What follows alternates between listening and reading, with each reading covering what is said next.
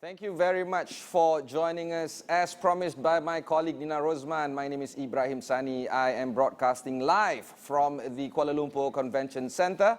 This is because Astro AWANI is partnering or being the official partner for the Hasanah Forum in conjunction with AVPN. Over the next 3 days, we're going to have luminaries within and international speakers talking about the issues of sustainability and, more importantly, how can we move forward in terms of trying to build a better world. For now, in the set on location right now is Kun Pati, the founder of Pepper Labs. Pepper Labs, of course, a social enterprise business. Kun, thanks for taking the time to speak with us. Let's do a little bit of background in terms of why social enterprises should remain a key item to think about, and how do you think stakeholders can actually be more involved, especially folks like the government? All right, thank you, Ibrahim. And first of all, welcome to one of the largest social impact conference happening in the region, AVPN. So back to your question on social enterprises. The first thing is that social enterprises are entities that are built upon trust-based network. And it's not more just on transactional, but very trust-based in terms of addressing social issues and also climate change. So I think when it comes to the government on what can they do and how can they play an important role is making social enterprises as one of their delivery partners, because not only that we address some of the pressing issues that are being faced in the local region, but also globally, for instance, climate change, poverty alleviation. Just to echo one of our Prime Minister mentioned that by end year, he wants to eradicate hardcore poverty. And this is where social enterprises are able to come in with sustainable solutions. Okay, let's talk about this, right? Social mission and social impact remains to be the key concern or the key consideration for social enterprises. However, financial sustainability or financial sustenance is also important in order for the mission to be continued to be delivered. How do you think these social enterprises or folks that you work with right now can actually ensure social mission is being achieved while ensuring financial sustainability? Thank you. So before that, I think one thing we have to set a very important context here. Social enterprises are actually business. They are business first, and then they build a business model around a social or an environmental mission. And in order to sustain that social or environmental mission, they have to actually have business transactions. And this is where that social enterprises have to have proper transactions or sales transactions or be part of a national procurement so that they will be able to sustain that entire process of delivering impact without actually depending on donations or so, because it's totally opposing to an NGO model where social enterprises have their own sustainable financing system. I mean, it is an enterprise after all. Yes. Which brings about that whole point that you mentioned earlier. It's one of the ideas that we can think forward is on the government making social enterprises as delivery partners. Absolutely. Have you seen this in place at a larger degree? Yes. So I think one thing to give credits to Malaysia, and I think we are an absolute brilliant host to AVPN this year, is because in 2022 at least, the government actually launched a program called Program Perolehan Impact Kerajaan, one of the first social impact procurement system that was actually launched in the region. So we are actually heading ASEAN in terms of that business system. And in the budget, there was about 20 million ringgit allocated just for procurements to be obtained from social enterprises. And that actually helped most of the social enterprises to sustain their impact, at the same time have an actual transaction happening around it. Let's look at the, the players or the types of players involved. As we understand, there's social enterprises, there's also NGOs, there's also cooperatives. How do you think these different stakeholders can interrelate and try to support each other while ensuring that each and every one of their mission is still being achieved? I think that's a very great point, right? The first thing is all these three, one thing that is common among all these three entities is that they're very close to the impact beneficiary that they work with. And they're very close to heart in terms of their passion in delivering impact, be it environmental in terms of climate change or decarbonization efforts, or even going down to the PPR communities and having set up micro enterprises for them. So that is one common area that works around it. But the second one here is that how social enterprises or cooperatives per se, right, can come in is because they have built a business model around it. So they're not dependent much on funds or year-to-year allocations because they are more towards running that business, and as the business runs, the impact is actually delivered. So the beauty of it is that all this actually can come in place because they have a same target group. The only difference is how they obtain these funds in, whether they obtain it through a business transaction method or they obtain it through a philanthropy, for example, a philanthropy or a grant. So all of them actually can come hand in hand when it comes to the impact beneficiaries that are receiving. Let's talk about the Malaysia Social Enterprise Blueprint. I'm sure you're very familiar with it. Yes. What would be some of the salient points that is contained within this blueprint, and what kind of ideas do you think that these kind of forums can actually flesh out and ensure that the blueprint is actually being, I guess, achieved? All right, so the blueprint, one thing is that it was launched in 2022 and it has set a target up to 2030. So one is that we are trying to look at creating a critical mass of social enterprises in Malaysia. In 2022, we stood at 414 social enterprises, registered legit social enterprises, and we're targeting about 10,000 social enterprises by 2030. Now that is a big aspiration. And these kind of conferences come in place is to ensure that this is achieved by sustaining the growth of social enterprises. Now, if we look at Malaysia in context, we have actually passed that startup growth or that awareness growth. Many organizations have started adopting social enterprises as part of their own system, internal ecosystem. But now the next step is how do we scale these social enterprises? How do we take them globally? How do we deliver impact, not only regionally, but also globally? And this is where this kind of impact investment conference comes into place to actually look at social enterprises that are available and they are ready to be scaled and invest in them so that impact can be scalable. What is the difference then if a business that needs to be scaled, if a business that delivers value to the community? So what is the difference then between social impact and a traditional business, I guess a Sdn Bhd, for instance? Okay, so for a traditional business, profit is at its core. So it's driven by profit, it's driven by business transactions per se.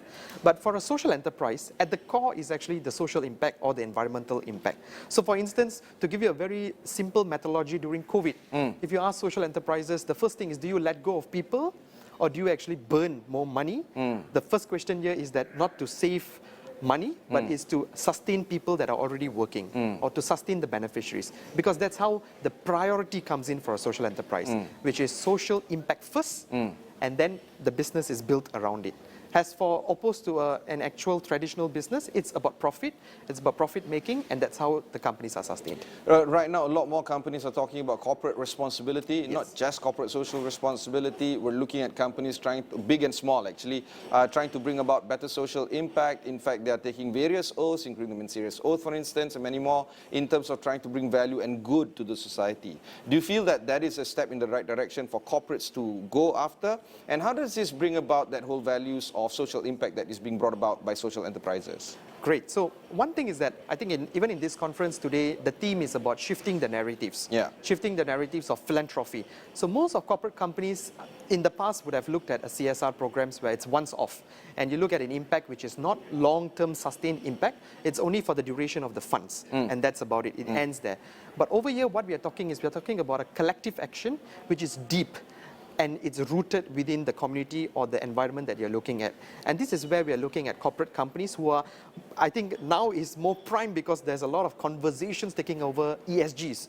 And how do you achieve ESGs for corporate companies? That's where they start adopting social enterprises and they start shifting from a CSR mindset to a more sustainable impact delivery mindset. And that's where social enterprises come in. And this is where philanthropy funds or pool, like over here AVPN is mobilizing impact towards this kind of organizations, so that it's long-term solution, not a short-term, not a once-off solution. Pardon my ignorance, but how do you then measure success for social enterprises in delivering social impact? We are very familiar with corporates, matrices, ROE, ROI, PBT, all these kind of matrices. But how do you then measure, I guess, in a standardized way where everyone who reads these kind of reports would understand what we're talking about? Lovely. So I think one thing sets an advantage for social enterprises is the way we measure impact. The impact measurement is done on a social return of investment. So for every dollar invested, for example, we are a grantee of Yayasan Hasana. For every dollar invested in a community, what is the value that we are creating for the community? Sometimes we might only look at dollar cents. But I think for social enterprises, we look beyond dollar cents. So for instance, if we are investing in a community, how much more can we generate in terms of income? That's just cash transaction. But apart from that, we look at the other aspects of building a community and taking a community out of poverty elevation.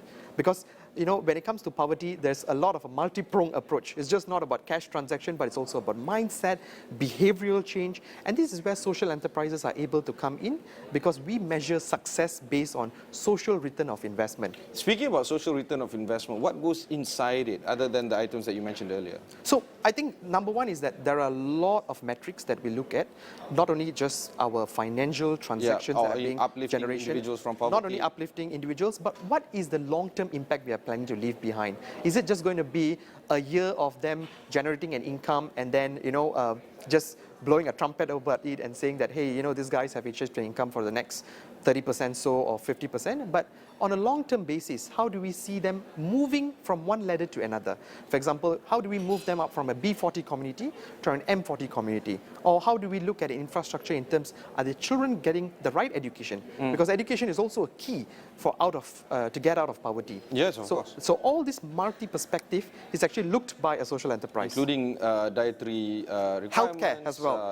So for a program that was recently run by Pepper Labs in collaboration with Yayasan Hasana, we just not looked into an economic standpoint of view, but we also looked in a healthcare standpoint of view, we looked at an education standpoint of view, and we also looked at a mental well-being standpoint of view. So if it's a woman or a single mother, do we only look at them generating an income and sustaining their families and sending them to school? I think it's just more beyond that. And this cannot happen in a short-term CSR program. It only can happen through a long-term sustainable program. I would argue even generational, right? Absolutely. Because this is, sometimes I like to call it as a generational curse, because you're trapped within that. For instance, myself, it took me a generation to come out of where absolutely. we are. I couldn't agree with you more. And you need some sort of collective disruption. action. No, disruption in terms of trying to break that short circuit, that break.